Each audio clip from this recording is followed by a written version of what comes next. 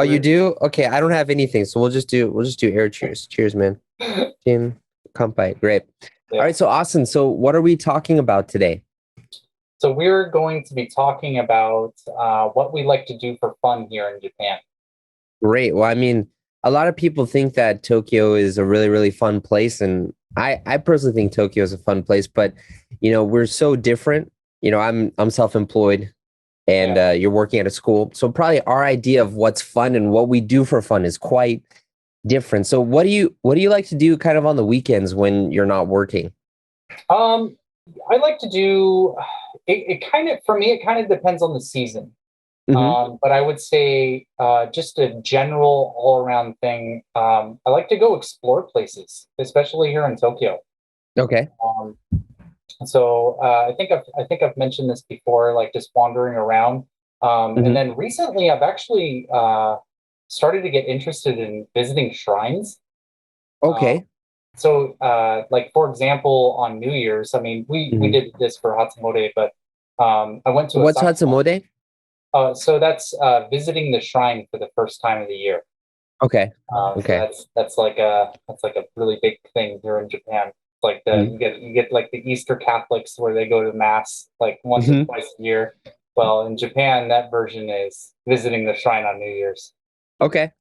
But Okay. yeah, so I went to Asakusa, Hmm. and that was, oh my God. Have you been to Asakusa? For Hatsumode, yeah, dude, the line is super long. Yeah. So we waited. It was crazy. So we went out, and you have like the entrance to the shrine area, not the entrance to the Hmm. shrine, but just like the temple area where they have all the Hmm. shops and everything. There is a Hmm. 2 hour wait just to get into that entrance. Wow. It was nuts. Wow. So yeah, went there, and we went to a bunch of other shrines. I've done that 2 weeks in a row Hmm. now, just going to like random shrines. Hmm. Um, And then another thing that I generally like doing is just drinking. Yeah. Tokyo Yeah. is super good if you like drinking alcohol. What makes you say that? Well, so here's the cool thing, okay? Hmm. So compare it to where I'm from, right? So I'm from Which Seattle. is yeah, okay. Yeah. Um, and Seattle is really well known actually for craft beer, right? Hmm. So if you're visiting Seattle, try the craft beer. It's really good. Hmm. But the problem is it's really hard to get out of that zone. Like, let's say you're not a Hmm. craft beer person, it's kind of hard to like find something that Yeah, like man. specific that you like in Seattle if you Hmm. don't like craft beer. Hmm. That's not the case in Tokyo. In Tokyo, you can find anything. Hmm. So it's really fun going and like trying like these little tiny little stores and stuff, Hmm. and just getting like really really specific alcohols, kind of like that's Nihonshu place that you Oh like to yeah. go to. Yeah, the sake place. Yeah, Yeah. there recently, especially in these past like I don't know, 8 years or so, there's been a resurgence of sake places, like Nihonshu places. But it's really funny that you said that Seattle is like all about the craft beer because did you notice that the original founders of Starbucks, the guys who founded it in the 70s or the 80s before the current CEO came in, I forget his name, but they actually sold Starbucks to start Red Hook Brewery. Yeah. Yeah. Yeah. So they went into craft beer afterwards. Yeah. Stayed there It's since, kind of funny. So there's this thing with evolution. I don't know if you ever Okay. heard about this, but there's this joke among scientists. I'm not a Hmm. scientist, but I know smart people. Um, Okay. uh, but there's this joke how eventually over time everything will evolve into crabs. And it's a Okay. joke. It's not actually true, but it's funny Okay. because there's like a ton of different examples of around the world of animals that were completely independent of each other, and they all evolved into crabs over time. Okay. Um, Wow. and so I think there's a similar thing with craft beer. It's like eventually all businesses will end up just being a craft Uh, beer brewery. yeah. Like you Yeah. got some tech guys, it's like, all right, it's beer time. It's time to start making Yeah. our own beer. No, I get that. It's funny though, because I remember seeing, I came to Japan right when craft beer was just starting to become a thing. That was around like 2013, 2014. It's been a while in the States now, but I feel like when looking at these, especially like restaurant trends or something, if I wait like 10 years or 5 or 10 years, I can kind of expect when they're going to show up in Japan. And craft beer was like 10 years to come in, but Yeah. it's here now. But like you said, there's a lot of different variety, like sake places. One thing that I really like is speaking about that is I really like to go to the really, really, really small izakaya. So not like the big ones where you have seating for like 40 people, but I'm talking about these small mom and pop run joints that Yeah. have seating for like 10 people and you have to talk with the owner and Mm. stuff. It's really amazing. Near where I used to live in Japan in Nakano, there was this one place that opened from 12 a.m. to 5 a.m. only. And Really? it was awesome. I would go there all the time. The day the what is it? I discovered that the um the day before my final exams. And so I stayed there for my first on the night of my first day of final exams and I aced them all. Oh, wow. Yeah, Okay. yeah. That's something I would not be able to do. I'd probably forget my Yeah. exams even happened and be like, it'd be like Dude, 11:30 a.m. I was like, wasn't I supposed to do something today? dude, but these are exams in Japan. University in Japan is just like a holding cell until you get a job. It doesn't really mean anything. I hear that. Yeah. Um, so yeah, other than drinking, Hmm. it, it- I don't really do this so much in the winter. Although I Hmm. really want to check out some of the snowboarding scenes. I Hmm. haven't snowboarded in like 12 years, but Hmm. it's something I'd like to get back into. Hmm. But when the weather gets a little bit nicer, which Hmm. I'm going to go on a sidetrack. It snowed today, by the way. Oh, cool. Yeah, yeah. I Yeah, saw pictures of that. That's it. Did yeah. it actually like stay and settle? No, it's gone Okay. now, Okay. pretty much. Okay. But yeah. Um, Okay. anyways, going back on topic, I really like to visit some of the, I don't know what you'd call them, like not really theme parks, but like fun zones. So like Dude, what I'm fun talking zone about sounds kind of dirty. a little bit. Coming out in my fun Um, zone, man. what I'm talking about Yeah. is like Odaiba. Odaiba. Okay. So yeah, how would you recreation areas? I don't know how you would, Yeah. but explain to us what Odaiba is. Okay. So Odaiba's kind of like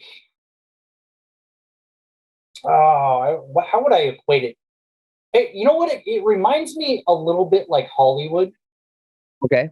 And not in the sense that Odaiba is really famous for movies or anything, but it's just got like a lot of attractions. Hmm. And they're not attractions in the sense of yeah, I'm going to go and like ride a roller coaster or something. Although they have a giant Ferris wheel there, which is Yeah, funny. right. But it's just like there's a lot of like fun things to do. Hmm. So, like for an example, they have a Ferris wheel, like I mentioned. They have a Hmm. really big shopping center that's like really famous for tourists. It's like a cruise destination or Hmm. destination, so cruise ships will show up. They have like Hmm. a lot of like family, like fun places. Like I think they have like bowling alleys and laser tag. They have Hmm. a really nice beach there. There's this all these different like little kind of small activities you Hmm. can go and see. And I think I think it closed down, but it's going to open up again. But there's a really nice onsen that I like there. Okay. You Okay. ever been to Odaiba onsen? I've never been to the onsen there. I've only been to onsen outside of Tokyo. Okay. But yeah, so Odaiba is pretty much like, yeah, I think what I learned about is that Odaiba is an artificial island that was Yes. made to be like an entertainment area. So I would actually say it's almost like a Las Vegas, just without the gambling kind of thing. Yeah. Yeah. Yeah, It's kind it's of like a kind of that. place made for entertainment, the Yeah. beach. Yeah. Yeah, I mean, so yeah, you have places like that in here and there in Japan, but definitely Odaiba is a big one. I think is Odaiba where they have that big Gundam statue? Uh, I don't, I don't think so, but maybe Okay, I'm wrong okay, about that. okay. Yeah, It I'm might not too be. sure. I haven't Yeah, seen it. I've only seen pictures of it. yeah. They have a miniature Statue of Liberty there, which is Oh, kind really? Okay, cool. of, yeah, yeah. Wow. It was really weird the first time I saw it. I was like, why is that here? Yeah. You know, Yeah. but that actually that reminds me of something that I like to do that I definitely can't do in the United States is I love to visit the onsen around Japan. Like they're kind of almost like attractions, because the hot springs, Hmm. depending on where you go, the water is different, the mineral content of the water is different. So people will go on onsen vacations to like try the different hot springs. And I really enjoy that very much. I don't do it too much because it'd be super expensive, but a couple times a year I really like to do that. Yeah, I completely agree, man. Every place that I have been to in Japan, I've gone to an Mhm. onsen. Yeah. Like, wait, when I climbed Mount Fuji, we went to an onsen at the end. When Mm. I climbed Mount Takao, what was that, like a month or two ago, we went to an Mhm. onsen. There's an onsen in the train station, which is crazy. Oh, Um, really? yeah, Wow. I want to say we went to an onsen in Sapporo, but I Hmm. don't know. It was a couple of years ago, so I'm not really familiar. So, But so what is it about onsen that you like so much? uh, that's a hard question because there's so many different things about onsen that makes it really nice. Mm. So basically, an onsen is kind of, I guess, the equivalent of like a bathhouse. Yeah. Um, Typically, they like, okay, so you have like onsen and sento, right? And sento is Hmm. actually just literally a bathhouse, and then Hmm. onsen is typically a little bit nicer quality. Hmm. It's got like a lot of like hot springs and stuff. Usually they'll have saunas. They have Hmm. like massage tables. Like so you go and relax there, and then afterwards you usually have like a really traditional Japanese meal, and you have like a Hmm. beer, and kind of relax and look at like a nice view of like some Hmm. nature or something. And um, I'm not alone on this, but the reason why I Hmm. like it is it's kind of like a way to like recharge. Yeah. Yeah. Yeah. It's great. Yeah, so Sento is really just the Sento literally means coin water. So it's Hmm. basically a place where you pay money to take a bath with hot water and stuff. But onsen means that the water is coming from the earth. So like natural hot spring. So onsen Oh, means really? like natural hot spring. So you can actually have onsen sento, which Yeah. is like a hot spring sento. But um yeah, like the thing is that if you go and stay at a hotel and stuff for onsen, it can get quite expensive. But if you just go for the day, it's actually quite reasonable, Yeah. especially if you don't get the massage. You can just hang Yeah. out. But to be honest, like when I first went to like onsen, I was kind of worried about being like the only naked white guy there and everybody staring at me and stuff. Like, what's been your Definitely experience experienced that. being naked in front of a bunch of Japanese dudes? Yeah. Something funny though is I'm a huge onsen freak. Hmm. I go to onsens like almost every week because there's one right near my apartment. It's over in Kamata actually. I ride my Hmm. bike there. And what I have found is in Tokyo, people tend not to like get surprised by it. In fact, Hmm. at the onsen I go to, there's a lot of guys who actually have tattoos. So Oh, really? this is not an onsen that prohibits tattoos. Whereas Hmm. most onsens in Japan, I would say, uh, you're not allowed to go in Hmm. if you have a tattoo. Hmm. But yeah, definitely. As soon as you start getting in the countryside, and especially like an onsen that's not like famous for tourism, Hmm. yeah, you definitely start seeing people like, oh, what am I? Hmm. That guy looks weird. Yeah. Yeah. Yeah. It's just so for me though, I remember one time I went to an onsen with my dad Yeah, and we were like the only two white guys there, and everybody just like looked at us from the corner of our eyes, and we felt it was a little bit uncomfortable, but we could yeah, understand why. But it's like they probably didn't know that we were related. So like, what's this old guy and this younger dude doing hanging out with each other? Is there something Yeah. going on?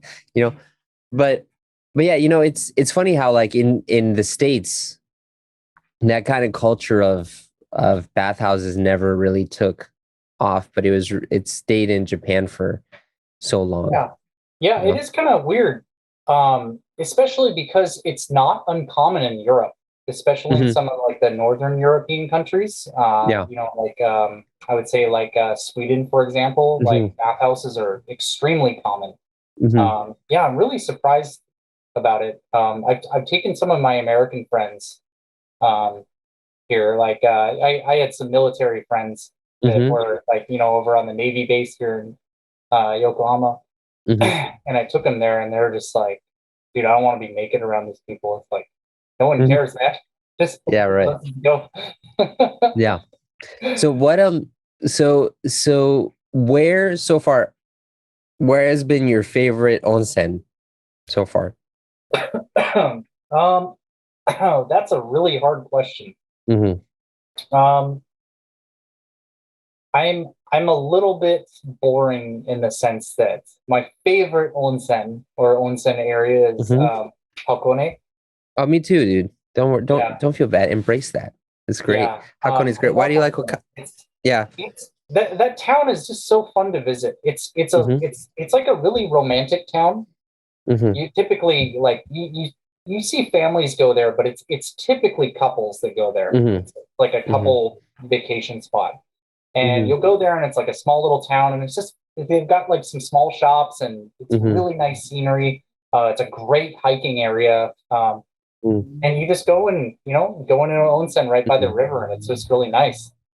I love Yeah. it. So we've been talking about the things we like to do in Japan, but we've talked mainly about traveling and going to see new places and stuff, Yeah. and not so much about necessarily just hanging out in our regular area. But I want to stress this for everyone that you know Japan is the size of California, so everything is a lot more concentrated together. Like the whole country is Yeah. the size of California, and also the government puts a lot of investment dollars or yen into travel. Like Yes. whenever I go onto the train, I always see advertisements for, hey, go to Kyoto. Hey, go to this place. Hey, go to that place. So it's almost like they're trying to make travel in the country, domestic travel, be almost like a hobby. Mm. And I guess it's kind of turned into a hobby for me too, because you can, especially if you live in Tokyo, and if you ever come on the as a tourist and you can get that bullet train, the Shinkansen Yeah. pass, Oh you my can pretty much go anywhere God, they're so in good Japan really easily. for pennies to the dollar. Dude. Yeah. It's insane how cheap those are. Um, Yeah. I remember what is it? So I had my wedding in Tokyo in 2017, and my family came over to visit, and we went to Kanazawa, right? Went to sure. Kanazawa.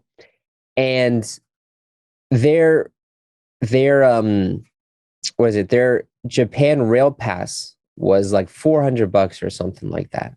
It was like, yeah, it was about $400. But the tickets to go to Kanazawa for the Shinkansen back and forth were like 150, almost $200 each. So on Yeah. that one trip alone, it paid for that. And then afterwards, they went to Kyoto, which is $100 each way. So Yeah. it was great. Yeah. I can't stress enough. Like if you come to Japan, the rail pass is like a must. Yeah. Obviously for the Shinkansen, but just the everyday travel, it's like Mm. um, I mean, personally, I don't ride JR very much just because I ride the subway and that's just Hmm. the station. But most of the travel destinations and like the main travel hubs here in Tokyo are all JR. So if you Hmm. get the rail pass, like you never have to worry about buying tickets or and fussing around with any of that. You just you take your pass and you're good to go. So those are Yeah. really good.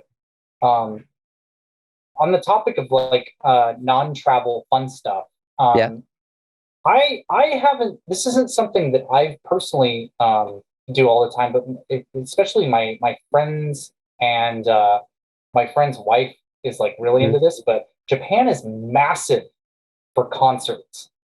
For concerts. Okay. Concert, Yeah, Okay. performances. So pretty much like every single major music performer around the world is going to come to Tokyo. Okay. Yeah. It's always a travel destination. Um, and so there's a variety of like concerts that are always going on. And Hmm.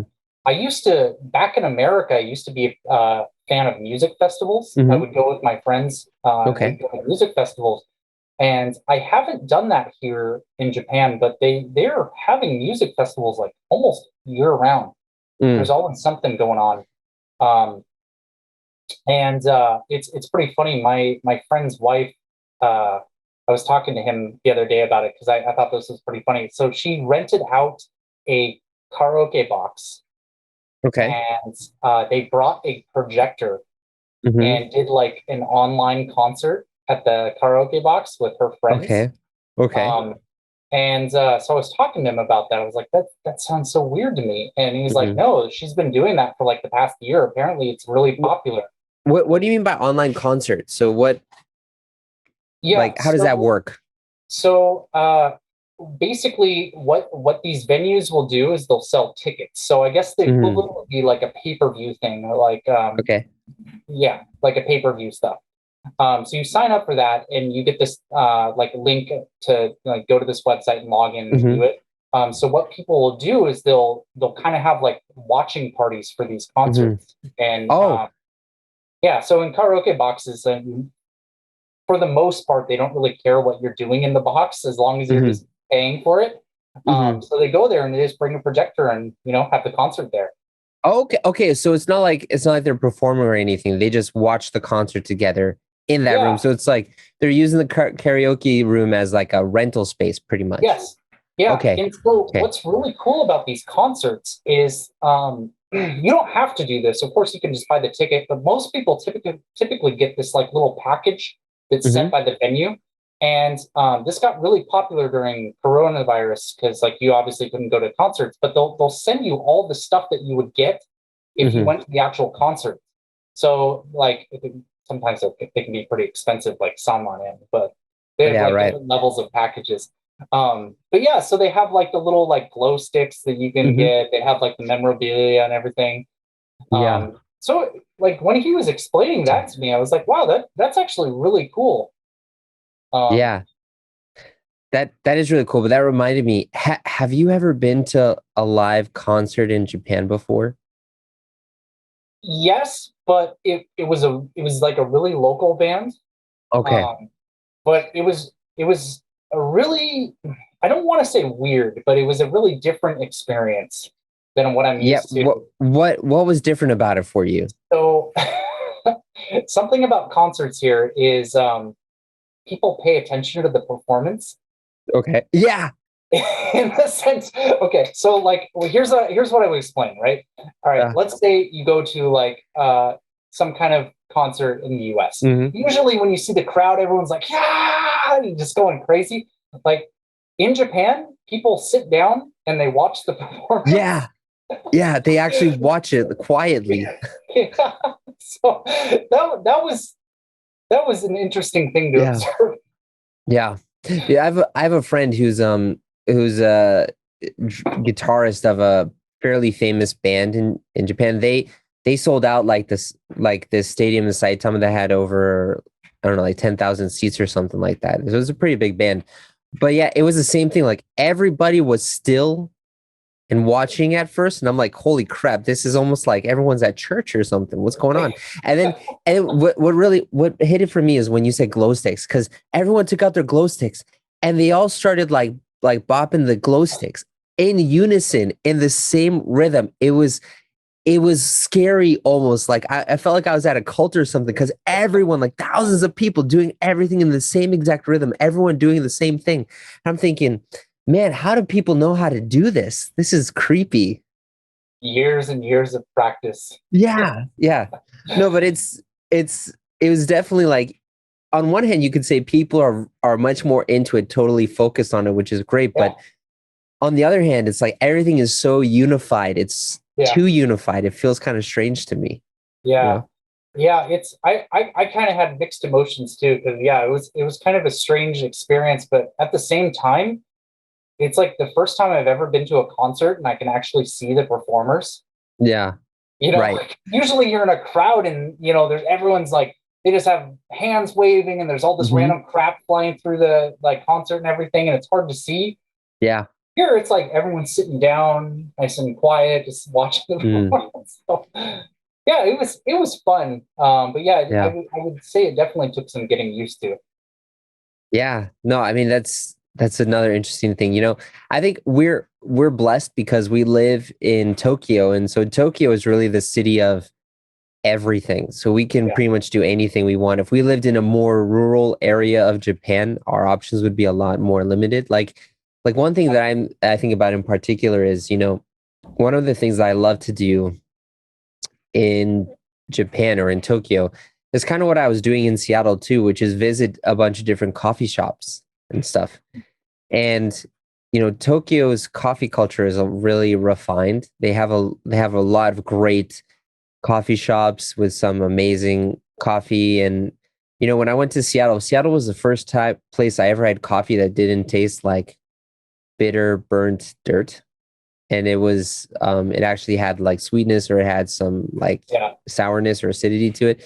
But in Tokyo, you have so many people, not just like with espresso stuff, like third wave coffee stuff. Like you have these old style coffee bars where you'll have the servers in like white and black, like the male servers will have black vests on top of white shirts and white collared shirts and stuff with ties, and they'll do pour over for you where they'll grind the coffee and put it in, then they'll hand pour it, and it's really like old fashioned, old style kind of. But those kinds of coffee shops are also really popular in Japan too, so I like to visit those places because it's kind of like a coffee culture that I don't really get to experience anywhere else. But yeah, I'm a coffee nerd, so that's me, you know. yeah. I wouldn't say I'm even, and this is embarrassing because I'm the one who's from Seattle, but yeah, I'm Yeah. not even remotely close to on the same level as you when it comes to coffee. Dude, yeah, But dude, I just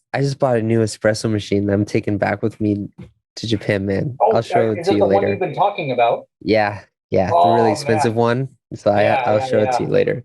Yeah, yeah. I definitely want to try that. I probably yeah, won't be able to tell the difference. I'll be like, yeah, yeah, man, it's totally good. It tastes different. yeah. But yeah, But going back mhm. to the coffee thing. A lot of people's hobbies, like if you'll talk to them here, is just straight up going to different cafes. Yeah, right. Uh, the small cafes here are really, really comfortable places to go Yeah. and just kind of do whatever, work on the Hmm. computer, just relax and enjoy coffee. But usually they're really, really small areas, but you can see them everywhere here.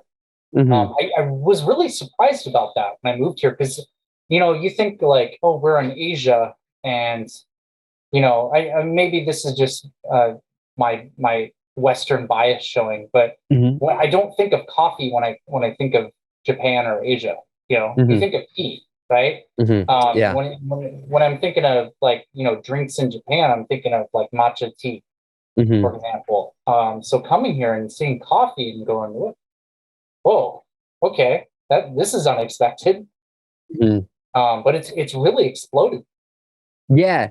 Yeah, it's so for me, before I was into coffee, I was into tea. Like when I lived in Seattle near my house, there was a tea shop that had about 150 types and blends of tea. And I thought, this is so crazy. It's the same tea leaf. Why are there so many kinds? So I was excited trying all the different kinds. And like my personal favorite tea is actually a Wu Yi oolong, black oolong tea. I can tell we'll talk more about that later. But coming to Japan, I was like, oh man, I'm going to Japan.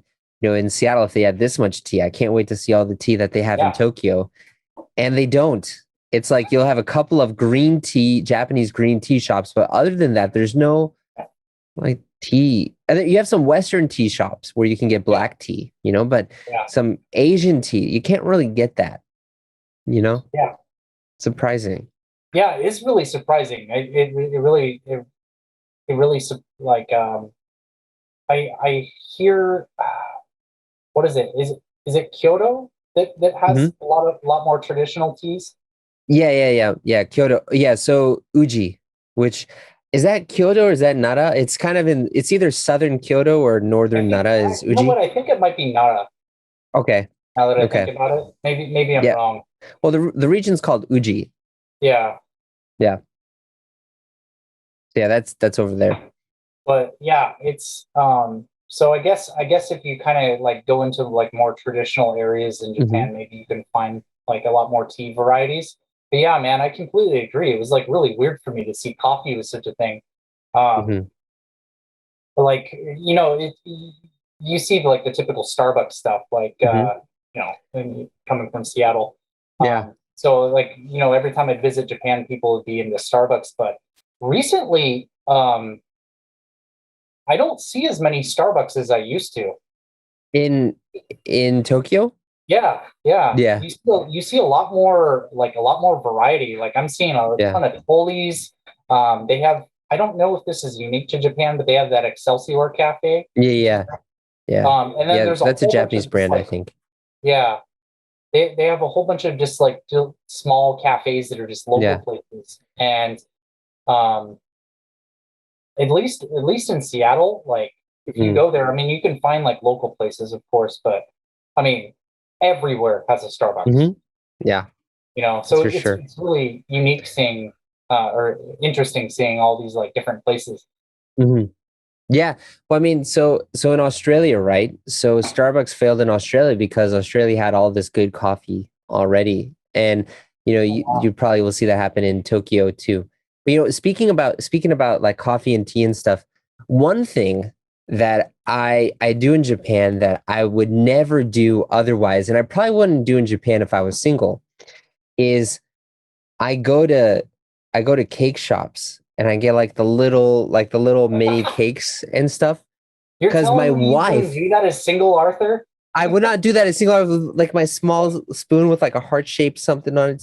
This is so beautiful. This chocolate mousse cake, sponge cake. No, but so my wife told me, not to me, I love her so much. She said like, Arthur, I really like to do this. Let's go do this. I'm like, what? This is your hobby? Like eating cakes? What are you, Marie Antoinette or something?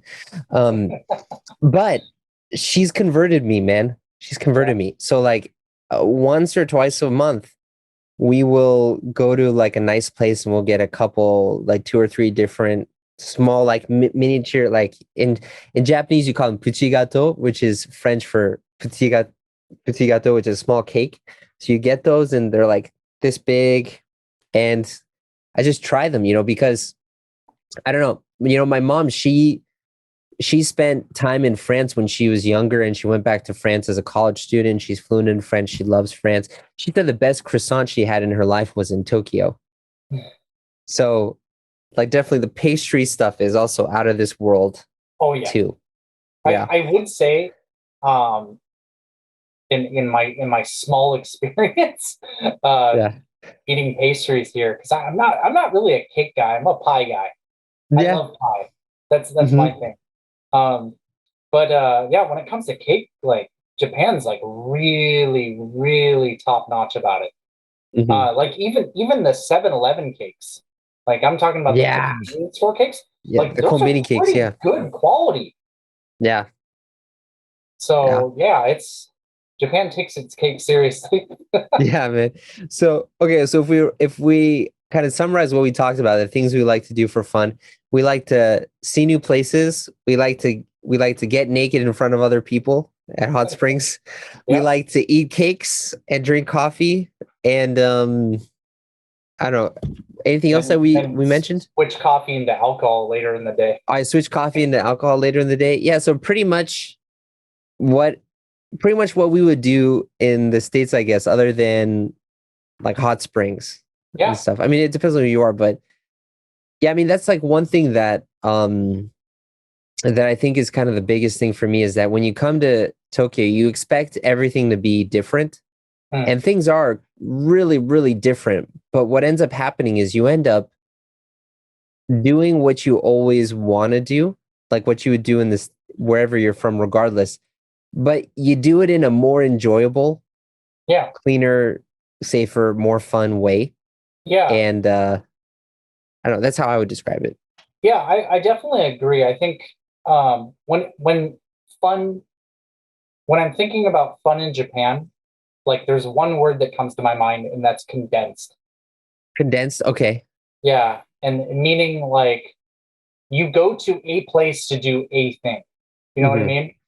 And that's how Japan feels. But yeah, it's like you're still doing the same thing you would always do. Hmm. Um, Yeah. but yeah, Dude, whenever I come back, I'll tell you, whenever I go back to Seattle or Boston, I go to the coffee shops here and I used to think they're so amazing. Now I'm like, hey, why aren't they more like Japan? Japan was way better, you know? Or like when I have some cake that I really think is really good here, I'm like, what? Why isn't it more like in Japan? Japan tastes better. Other I than the will Cheesecake say, Factory. I What? will say, Mhm. one thing that Japan still needs to work on that they haven't beat out the U.S. on is pizza. Yeah, right, But I right. think you and I have different opinions on that one too. Well, no. I mean, so there is a place in Daikanyama where you can get the equivalent of $1 pizza for $5. Yeah. So I mean that place is legit, but that's $1 pizza, you know. But I would agree with you. Like there's one place where you can get good pizza and like Napolitan style pizza, and that's super expensive and it's run by a Napoli guy. So I'm still waiting on. I want a good, proper New York style pizza. okay, yeah, Big, greasy, cheesy, delicious. yeah, I can get that from. Well, it's not really quite that, but I can go to Costco and get that here. But yeah, no, I want to go to a Japanese restaurant and get like a nice New York style pizza. That's yeah, kind of what I'm dude. what I'm I trying to understand do. that. Yeah, I think I think you're gonna have to wait a little bit on that, but I can also make you a pizza like that if you want next time. Dude, the pizzas you make are pretty good. Yeah, dude, I gotta tell you, this time I tried a new recipe, but my yeast didn't activate, so it didn't puff up at all. So we had like pita bread Pita cracker pizzas. pizzas. It was Nice. gross. Yeah. All right. Well, I think this is gonna be a good place to wrap this up. Yeah. What do you want to talk about next time? You know what? Hmm. Maybe let's talk about well, I was thinking maybe we could talk about like what we did this year, or maybe some goals that we have for this year. What do you Okay. what do you think? Sure. I mean, yeah, let's talk about the things that we want to do in Japan for this year, like our bucket list. Yeah, So we can talk yeah, about that next week. that could be a fun thing to talk about. Yeah, Let's do that. let's do that, man. Awesome. All right, we'll see you then. All right, see you, dude.